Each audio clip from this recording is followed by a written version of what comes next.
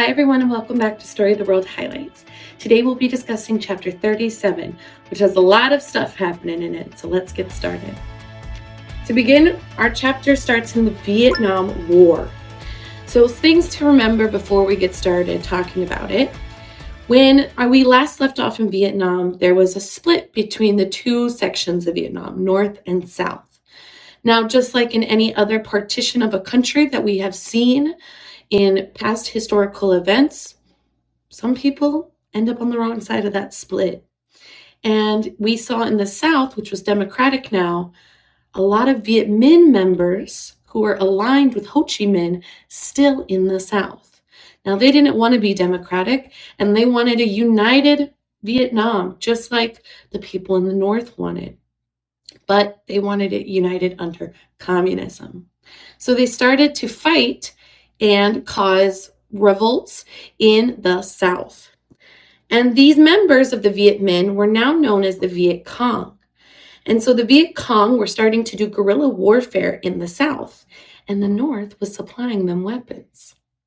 Now, President Diem at the time of the South, he said, "I know that we are a republic, but I am going to instill martial law because this Viet Cong problem is too much."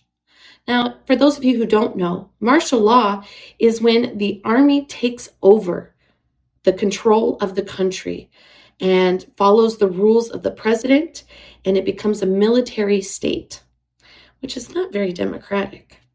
And so it wasn't very popular. And unfortunately, the army ended up killing the president and taking over the country. So now the army was fighting the Viet Cong and running the country. Not a great pair right there. Now, this did not remain just in Vietnam. Unfortunately, other countries got involved. The Soviets and the Chinese decided they wanted to help support the North in their battle to take over the South. And so they started sending in supplies and weapons.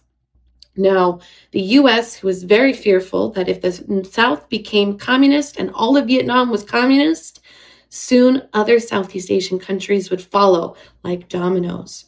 The U.S., with this fear, joined in right away by sending in Marines.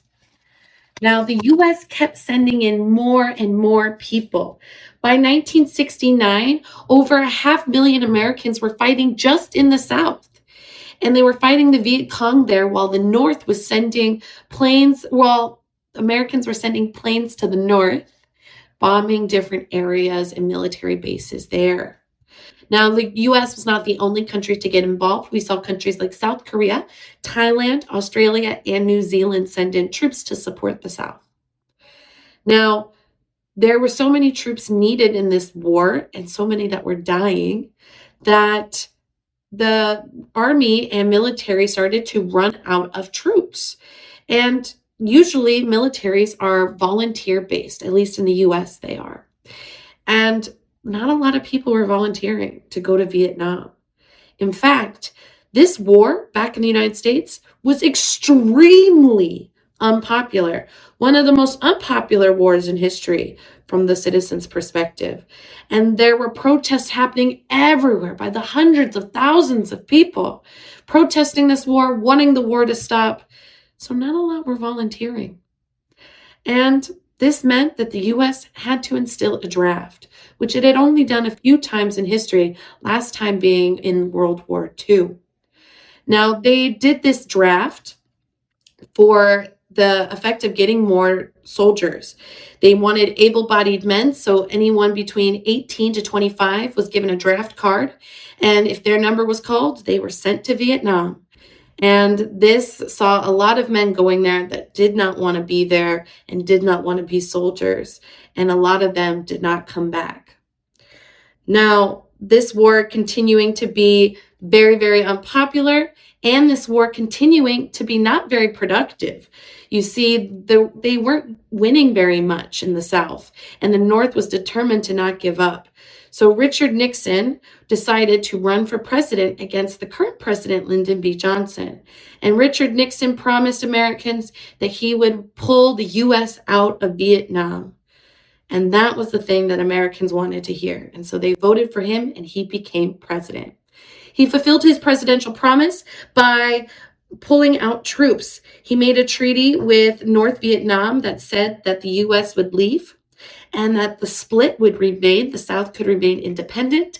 And then on top of that, there was a clause that said that 100,000 North Vietnamese troops could stay in the South. And so when the U.S. left, unsurprisingly, the North went in and took over. They captured Saigon and renamed it Ho Chi Minh City, and all of Vietnam became united under communism. Now, there were a lot of people that tried to flee who did not want communism, and those people that fled were known as boat people because they fled by boat. And anyone that remained that was not interested in communism were sent to re-education camps. Just like the gulags, not very many people left. That's the end of Vietnam War, but that wasn't the only wars we'd learned about. The rest of the chapter talks about things happening in the Middle East. We know that Israel's presence in the Middle East caused a strain with the other Arab nations because they did not support the unfair treatment of the Palestinians and their loss of land. Now, because of this, Syria, Egypt, and Jordan, still angry, decided to attack Israel. And this happened in 1967. Now, Israel had a really strong, brand new, amazing Air Force. And with that resource, they were able to destroy the Arab states in this 6-day war. Now, the war only lasted 6 days, as I said, but the effects were huge because Israel took lots of land as its victory prize. It took land in the Sinai Peninsula right here from Egypt. It took the Golan Heights region up here from Syria. It also took the west bank of the Jordan River right here, and it took the Gaza Strip here. In one single day, Israel grew by 4 times its size.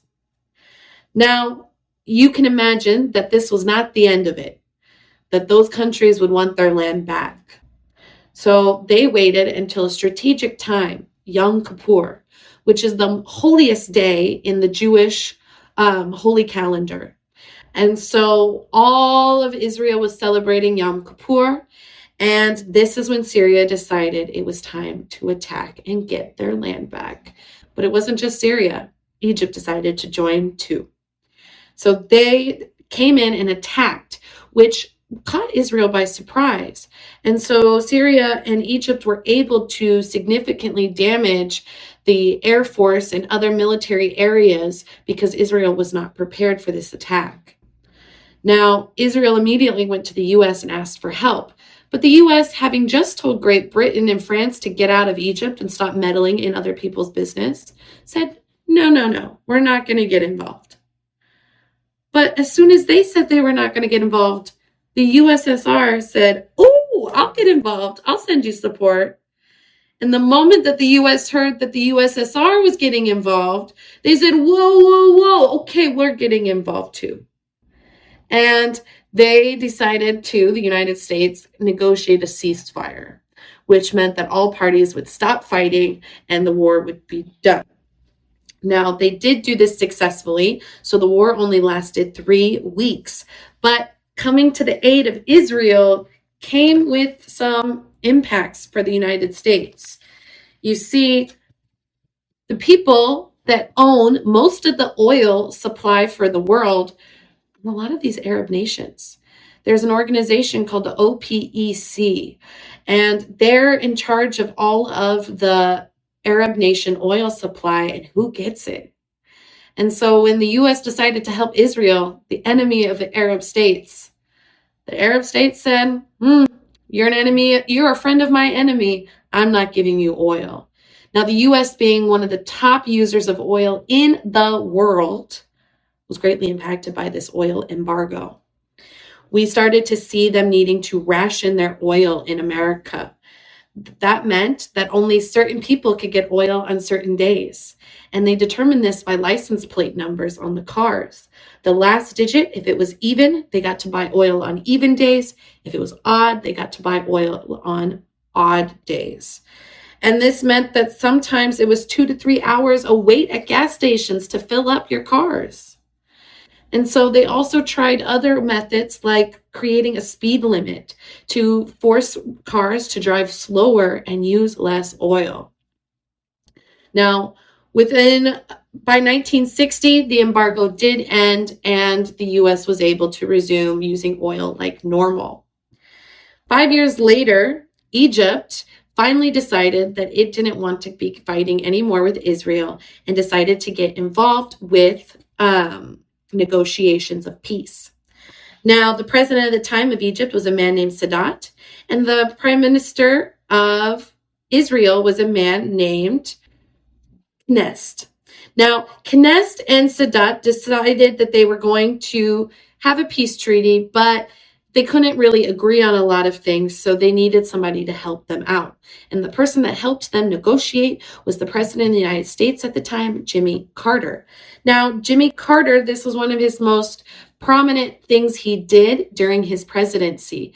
At Camp David, which is just a area north of DC in Maryland, where people for political things can gather and talk. The president negotiated peace talks between them successfully, and they were able to come to an agreement. Now, Egypt deciding to go for a peace route with Israel really upset the Arab nations. They thought Egypt was a traitor for doing this. So there was an assassination of Sadat. Unfortunately for the people that assassinated him, the new president of Egypt, Mubarak, he decided to fulfill and keep all of the treaties with Israel. So that is where this chapter ends, and I'll see you next time for Story of the World Highlights. Bye-bye.